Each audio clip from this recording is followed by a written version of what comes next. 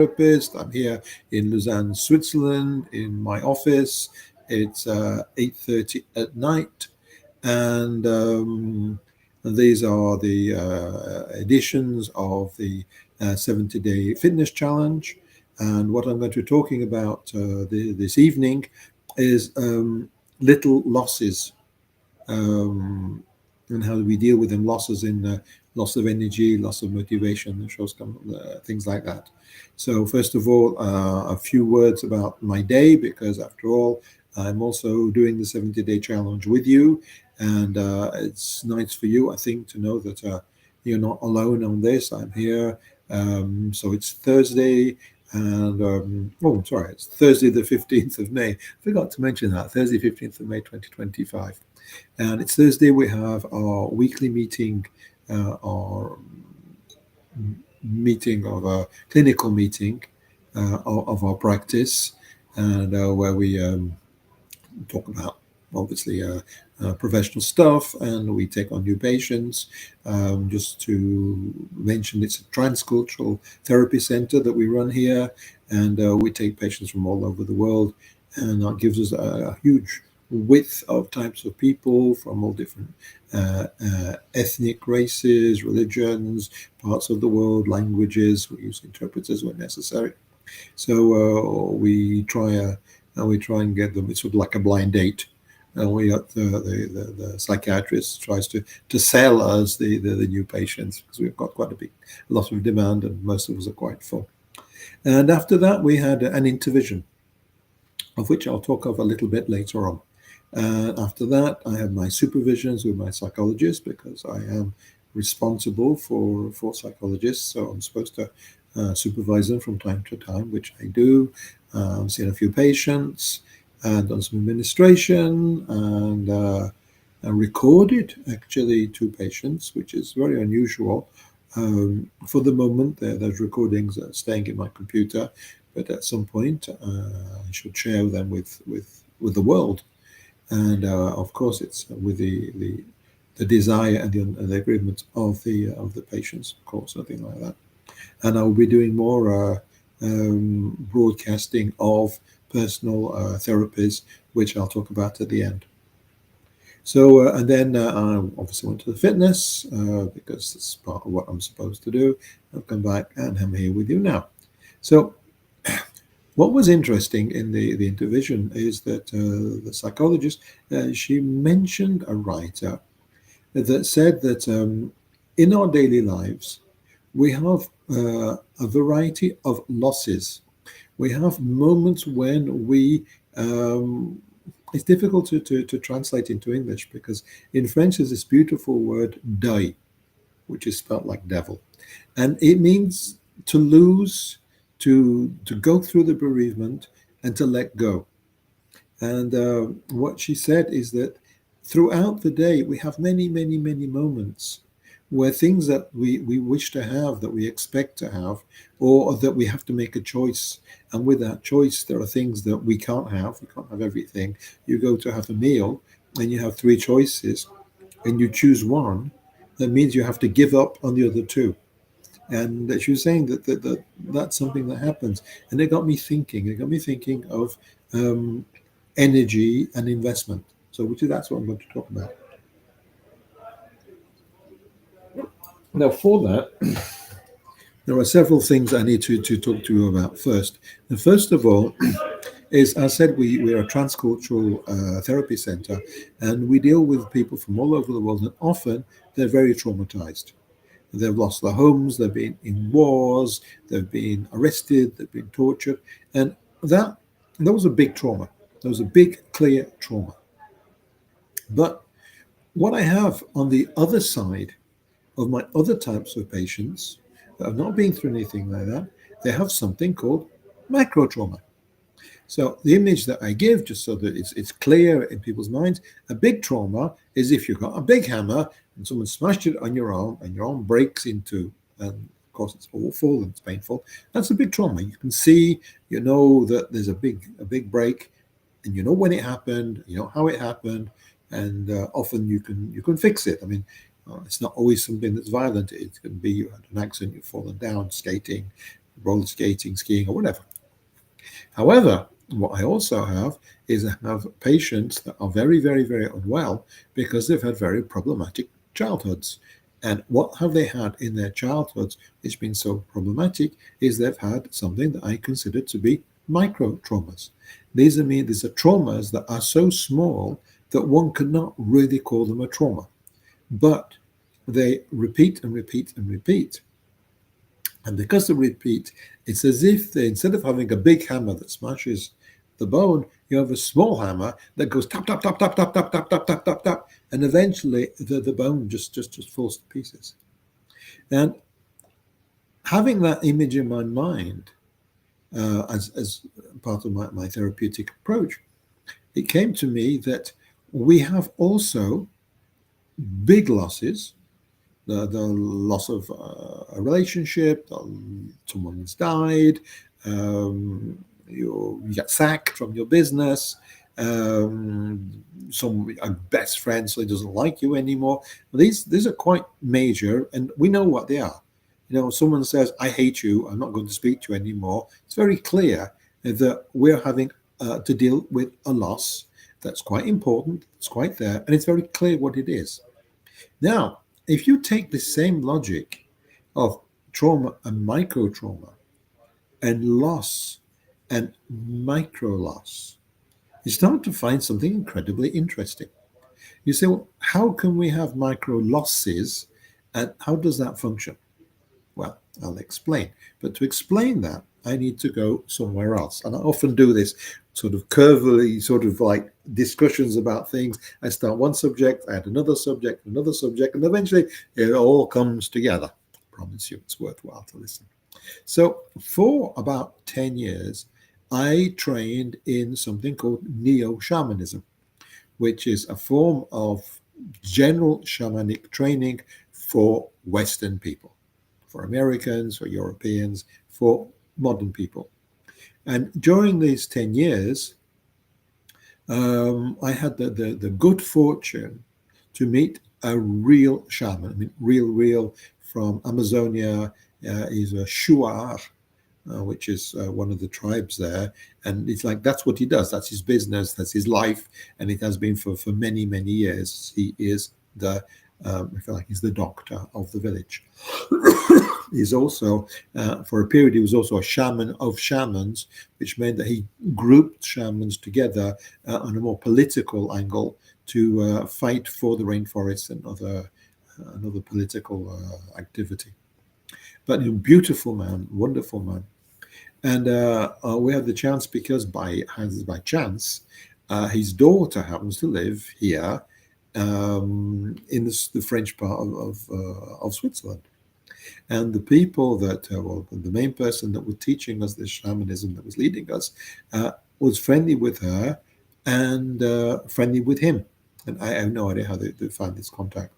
And so he would come from time to time and do 2 ceremonies, etc., etc. And it was very rich experience for us.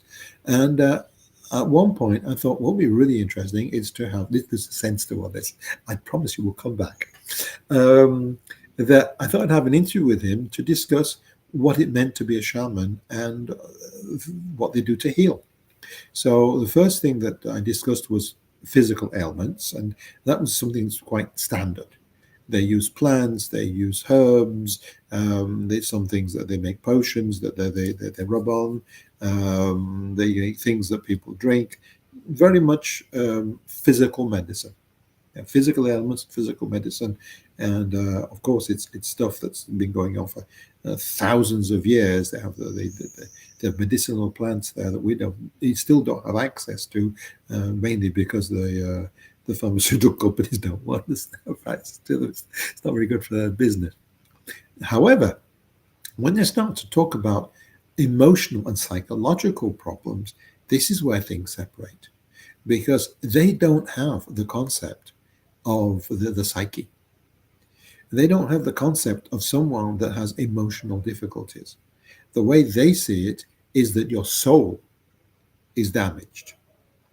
Either it's contaminated because somebody has sort of poisoned your soul, or you've had a bad experience, or you went to a forest and something fell on you and contaminated your soul. If you have a soul that's contaminated, and then he or she, generally shamans are male, will go in a shamanic voyage.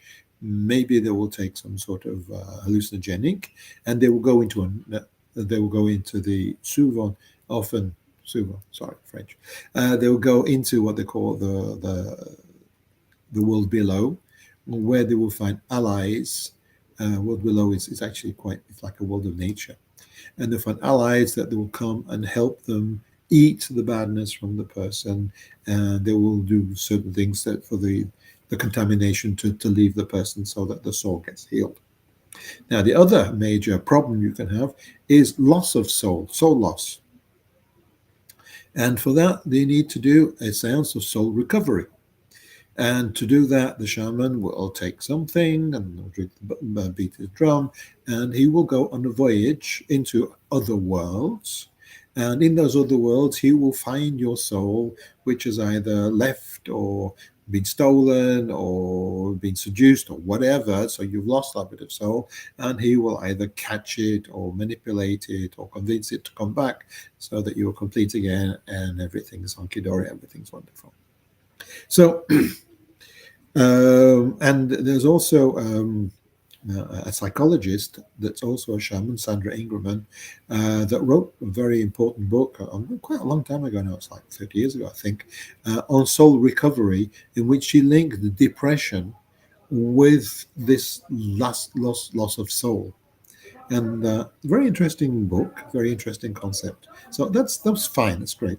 Then I kind of started to think about this, and I'm a psychologist. I need to have things that are slightly more complex than just a bit of your soul has disappeared, and you need to go. I need, if I'm going to do a shamanic thing, and to go and find it back without any intervention direct to the person, and not the person sort of just inanimate, like having surgery. It didn't quite suit me, but I came to think about this, and suddenly it all made sense.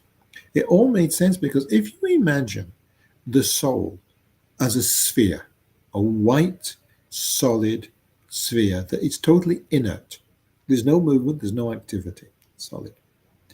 But that's no fun, it's no interest. So what happens? What happens in life is that we take a bit of our soul, a quantity of our soul, and we invest it in things, in people, in relationships, in projects, in the future. We invest. And the biggest investment we have, maybe ever, is falling in love. We fall in love and we invest a huge amount of ourselves in that love relationship. And what is interesting, what's the sense of that? What's the sense of taking a bit of your soul out? Well, my logic is that you take your soul out, you create a space, and that bit of soul, it then gets plugged into, attached to whatever you're investing it in. And as long as the relationship or the project or whatever it is working, that brings you energy. And that space that is created becomes a warm, nourishing, very positive, energetic space. If we don't create the space, we can't feel good. We only feel good because we invest and we risk. And so we invest in something. And of course, if that something is bringing us the return that we hope for, we feel great, we feel good, it's a good relationship. And if it starts not to bring us what we're looking for, or something happens, we lose our job, as they're talking about these major traumas, a relationship ends or someone dies, then we need to take our energy back. And that's the process of bereavement. You accept the loss and you take back your energy. You get separated, divorced, and the divorce can be painful. And then all of a sudden you start to say, well, maybe there's someone else for me here. And so you take your energy back from that relationship so you can invest it in another relationship. That's basically how it works. We have, I don't know if it's a finite mass or an infinite mass. I've not actually thought about that, but we have a mass of that. Now, if we then, see, this is where it comes back. I told you it'll come back.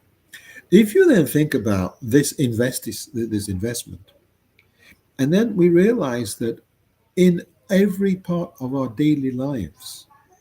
Every time we desire something, we expect something, we wish something, we give a little bit of our energy towards that. We invest in it. And we invest in it and we say, okay, I'd like to do that. For instance, this morning there was this intervision, and sometimes I had something I wanted to share, I wanted to say. So I'm thinking about something I want to say, and I invest in the idea of sharing that because hopefully it'll help people think better of what they help them in their reflection on this in the situation, and of course it will look good on me and validate me because I have these brilliant ideas and I'm intelligent and whatever. And so there's an investment from my part to share with these people, to say something, and sometimes there's just no space because everybody's talking and it's very very interactive, and so I just let it drop. But by letting it drop, that investment has gone nowhere. And this is the theme of this evening. What happens with all these investments, these micro investments that we make every single day in so many different things? We invest in having a parking space that somebody slips in. We invest in having this nice cake, and the customer before us decides to take the last one of those cakes. We invest in making a phone call because we need to talk to someone, and we find out that the office is closed just like 2 minutes. There's something that happens to me so often. I've no idea how it works, but there is a system that I think to phone up someone, an office usually, and it's always 5 minutes after they've shut. I don't know how it happens like that. It could be 3:30, it could be 4 o'clock, it could be five, it could be any time. But I just tend to think, oh, I need to phone that person, and they've just shut. And that's, of course, it's frustrating. It's not the end of the world, and this is what it is so awful. Is that because these frustrations, these irritations, these losses are so small, we don't register them. We don't notice them. We don't think, oh, I've had this and I've had that and I've had the other. No, we don't. It's just like, oh, well, it's normal. This is life. Life is, I wouldn't say full of frustrations, but life often has frustrations. And they're very small frustrations and very normal frustrations. However, as we get to the crux of where we're at, is that these frustrations, after a while, can drain our energies. We can somewhere, without being aware of it, get to the point where all these bits of our energy, there's so many bits of our energy that has gone out. And because we're not aware of them, and because we don't always have the ability to re energize ourselves, and a lot of people do, and I'll talk about that in a moment. But because a lot of us don't have that, we go from one thing to another, and then we go home, and then we have to make food and look after the kids, and then we do this, and then we do that. And it's like we're just constantly on the go, and then things happen good and things happen bad, and that's it. That's just life. But many people, I mean, I'm a therapist, and because I'm a therapist, I meet people all the time that are suffering. And some of them are suffering because there are so many small things in their lives that are not happening as they should. That slowly, slowly, slowly, their energy, their motivation, their pleasure in life, their optimism gets drained away. And what I want to get to this evening is that we need to allow ourselves to be aware that in our daily lives, we can be drained. And we are drained one image of it. Of course, it's just an image. I like to have images because people sort of they can understand by looking at seeing a picture in their minds. The idea that all these bits of our energy has gone out and is blocked somewhere and it's not bringing us any pleasure, any joy, any comfort, any positive energy, and we don't notice it, and then we just go down. We go flat. It's like our battery becomes more and more flat because there's more going out than coming in. And obviously, there's positive as well in life, but I'm talking about what happens when there's more negative, when there's more things that happen that are not bringing us the energy that we want and what we need to survive and to be comfortable. And so, where do we go from there? Well, the first thing I feel is to accept the fact that life is not wonderful, life is draining, life can be negative. I'm not saying for everybody, but maybe for you, and maybe for someone close to you, because you know we also live in with other people, and if you've got someone that's really really not doing well, they will try and suck your energy, not as a negative thing, they're not vampires, but because they feel so bad, they somehow absorb your energy. And I know you more than likely, you know people that you say, I need to keep away from them because they're having a bit of a hard time. And I go to them and I feel like a dishwasher at the end of it because I just feel awful. Uh, these are people that are also suffering. So you need to be careful to be aware of these people, and maybe you could help them also to be aware of what is happening for them.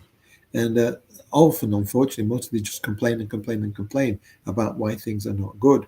And they don't seem to take the time to re energize themselves.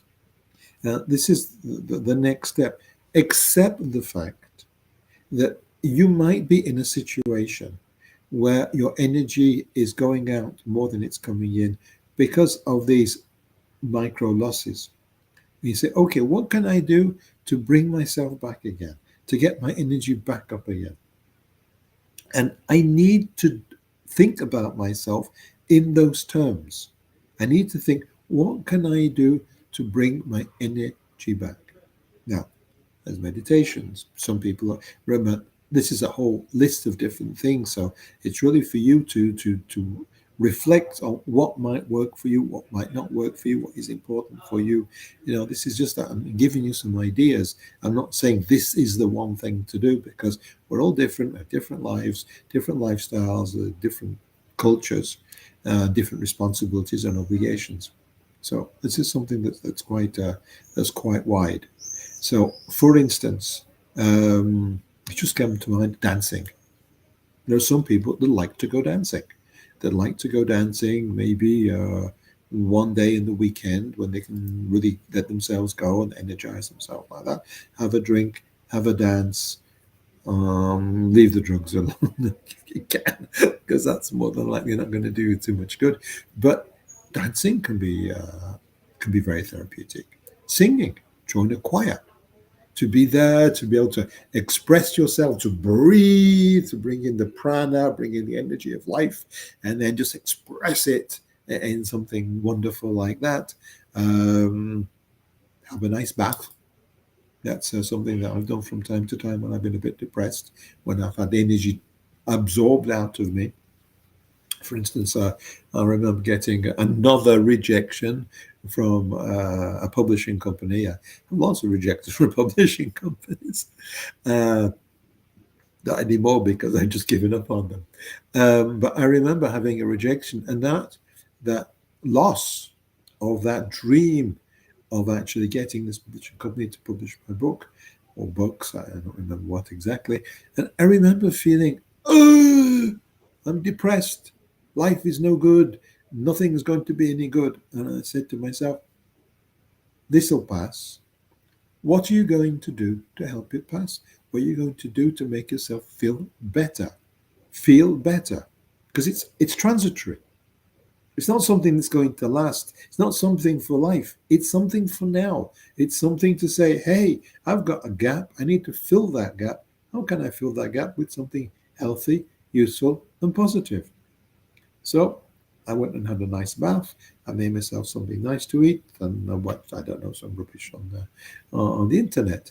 And it passed, but it passed okay because I fed myself something positive. And the other thing is if you have a nice bath, maybe some candles, a bit of music, incense, or whatever helps you good. As you're cleaning and cleansing your body, you're also cleansing your psyche, and you're also filling yourself back with positive energy.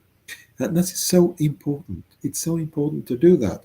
For instance, I have a habit with my son, who now is getting to the point where he's not there as much as I would like. But generally, we have Saturday night in which I feast him, not that I eat him, I mean, create a feast for him and for myself, of course. So I invest a lot in the food, and part of the day is based on what am I going to cook, what am I going to make that's nice. And so we have a Saturday evening together, and that brings me energy. It brings me positive energy. He's not there every week, but most Saturdays he makes himself available for his old dad, and we have a nice evening. We have something nice to eat. We watch something, whatever he fancies, and that's it. It's nothing big deal, but somehow that helps energize me. It helps me bring energy up, and I'm aware that I use a lot of energy in so many different places, and of course I'm going to be this frustrated and disappointed. But what I work on is I work on re-energizing myself. So be aware that you could go down, you could feel disappointed, you could feel miserable, a bit depressed, loss of motivation, loss of optimism. Give yourself something which is healthy. I'm not saying do daft dangerous things. Give yourself something to feed back that energy, to reabsorb all those small investments that have not worked or not given you energy you need, and then you'll start to feel better. And the 70-day challenge, it's quite long. I mean, we're into the third week. I don't know where you're up to in this, if you whatever, but you're going to have disappointments, you're going to have frustrations, you're going to have setbacks, you're going to have planned to do something that's not going to work. And it doesn't matter. It doesn't matter because that's real life. And micro disappointments and frustrations, that's part of life. But it's important to be aware that this is normal, aware that you are being drained by life. And what's important is that you re energize yourself because you're worth it. And everybody has different ways. Some people like to run. That's very good because you get rid of the negative energy, and then again you have more breath because you're running. You get endorphins, and suddenly your body starts to feel good, just like dancing. The things like that. As I said, it's meditation. It works for some people, doesn't work for anybody. Some people have other types of hobbies, like painting or writing and things like that, where the goal is just to feel that you're in contact with something. Maybe it's like the universal energy that comes and sort of, refills you. It doesn't matter. You're worth it. It's important that if you start to feel down, to feel low, lack of motivation, that you are aware that things have gone away. It's not just tiredness from life, because you can feel very tired and feel very positive by being tired. Oh, why I've done this and done that, I'm exhausted. Oh, I'm so satisfied with what I've done. That's totally different. We're talking about when your life energy is low, when you feel that it's not worth it, whatever it is that you're investing in, whatever your 70-day challenges, it doesn't seem worth it. Well, it is worth it. It's just the fact is that you're low on nutriments. Fill up your tank with petrol. Fill up your body with food. Fill up your soul with beautiful things and positivity. You're worth it. You can do this. It's going to be great. So, come to the end of this evening.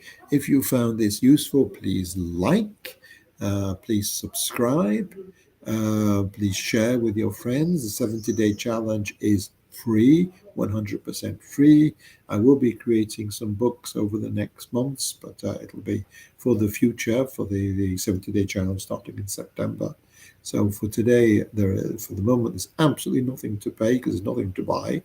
I'm here 6 times a week, Sunday, Monday, Tuesday, Wednesday, and Thursday at 8:30 CEST, Central European Summertime, and at 4:30, 16:30 if you like European time, 4:30 in the afternoon on Saturdays. So that's it. I'm here. I'm here to support you. It's going to be great. And a little bit of publicity for one of my future projects. is that I want to put into place some individual therapy sessions for 1 or 2 hours, depending on how complicated the subject is. Um, as a state registered psychologist psychotherapist with 25 years of experience as a family therapist. Maybe have some help and thoughts that might be useful to people. So in the summer, I will be recording some sessions with people. If you know anybody or for yourself, you want some help, you want some support, it's a wonderful offer because I'm very, very expensive otherwise. So you get it for nothing. So that can be helpful. And other than that, tomorrow is Friday. Friday is my day off. And so I will, if you like, see you on Saturday. So have a very good evening. Have a good start to the weekend. And I'll see you again on Saturday. Bye for now.